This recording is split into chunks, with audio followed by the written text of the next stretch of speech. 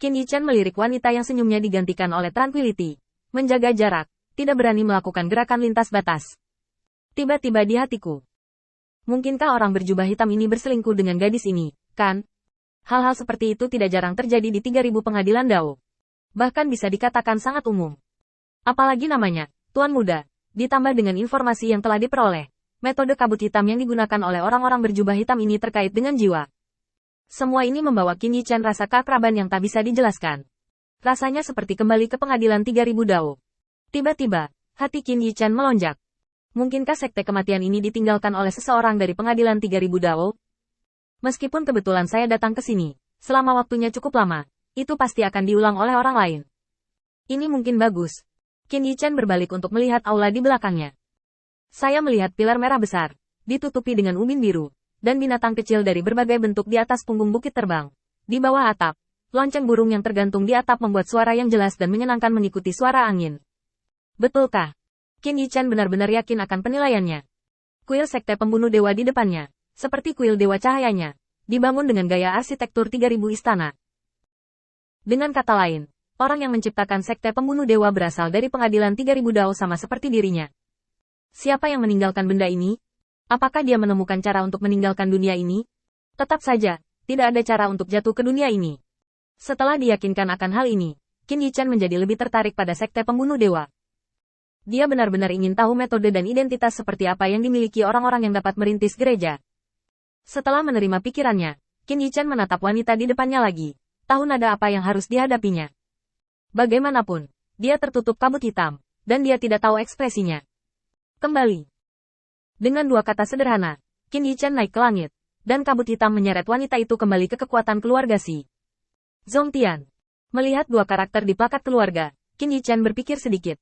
Sesuai dengan kebiasaan masa lalu, pertama kembali ke kediamannya dan berkultivasi di kolam hitam. Pada saat Qin Yichan meninggalkan Blackpool, kabut hitam telah terisi kembali. Tetapi bagi Qin Yichan, kabut hitam ini lebih merupakan hiasan. Sebelum kematiannya, jiwa Si menghancurkan sebagian ingatannya, dan penggunaan kabut hitam juga dihilangkan olehnya. Kabut hitam yang dapat dikendalikan Qin Yichan sekarang hanyalah bagian dari kabut hitam yang secara paksa disempurnakan oleh teratai ketika dia akan jatuh. Hal-hal ini tidak akan berpengaruh pada Qin Yichan. Jika Anda ingin menghadapi musuh, ada seorang Taois yang bisa berpura-pura menjadi kabut hitam. Metode Qin Yichan untuk mengisi kembali kabut hitam juga sangat kejam, langsung memenjarakan mereka dalam kehampaan kesadaran. Lepaskan saat Anda membutuhkannya. Setelah percobaan sederhana, Qin Yichan meninggalkan halaman dan pergi ke inti rumah Zongtian, di dalam Ascending Tower.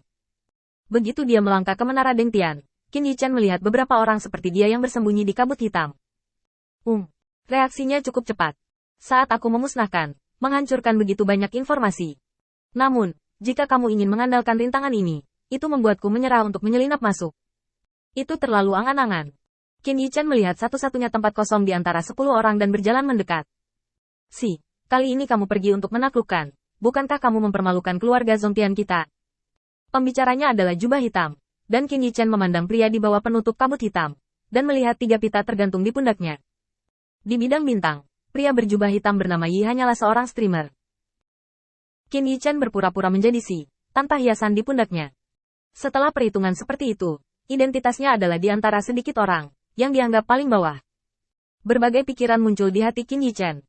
Karena tidak ada memori untuk aktif di hari kerja, bagaimana saya bisa menjawab? Keheningan Qin Yichan membuat orang itu semakin arogan. Aku tahu bahwa mengirimmu untuk bertarung kali ini pasti akan memalukan keluarga Zongtian kami. Mari kita bicara tentang masalah apa yang kamu sebabkan. Beritahu kami lebih awal sehingga kamu dapat menutupinya untukmu. Mendengar ini, Qin Yichan tersenyum sedikit. Tidak apa-apa jika Anda tidak berbicara. Saya tidak tahu bagaimana merespons. Tetapi sekarang, jangan salahkan saya karena mengekspos diri Anda sendiri. Qin Yichan tetap diam. Bagaimanapun, statusnya rendah, dan orang-orang berbicara ringan di depan orang-orang ini. Menyimpulkan dari umur panjang orang-orang ini, Qin Yichan memainkan peran arogan. Bahkan jika dia berdebat, dia tidak akan senang. Cukup tutup mulut Anda dan biarkan Anda mengejek. Ketika pria itu masih akan mengejek, seorang pria parubaya berjalan ke aula.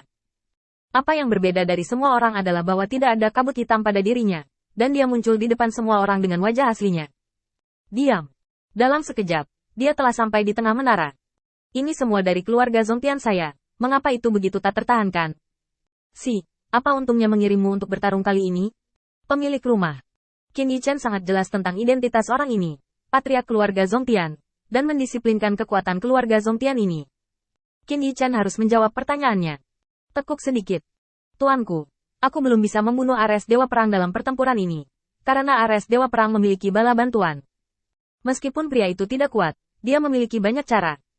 Bahkan Yi disihir olehnya dan merindukan pembunuhan itu. Waktu Ares, setelah itu, datang lagi. Warcraft, memberi Ares waktu untuk kabur.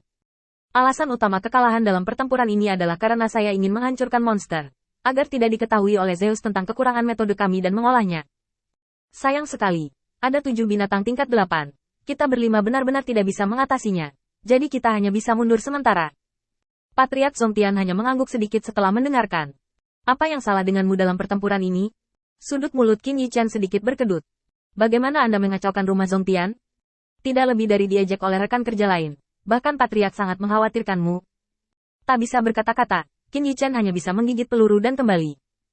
Aku gagal membebaskan diri dari pengepungan 12 ksatria di kuil, dan gagal membantu 4 yang tersisa dalam pertempuran melawan Dewa Perang. Ketika Patriark Zongtian mendengar ini, dia tidak marah, dan sedikit mengangguk. Itu tidak buruk untuk kekuatanmu. 12 ksatria kuil telah bergabung dan memiliki kekuatan untuk mendekati Dewa Utama, dan kamu dapat menahan mereka sebagai layanan yang berjasa. Setelah laporan selesai, Qin Yichen kembali ke posisinya. Patriark Zongtian tiba-tiba mengangkat tangannya, dan tirai tipis naik, menutupi menara naik. Ekspresi bermartabat tiba-tiba muncul di wajahnya.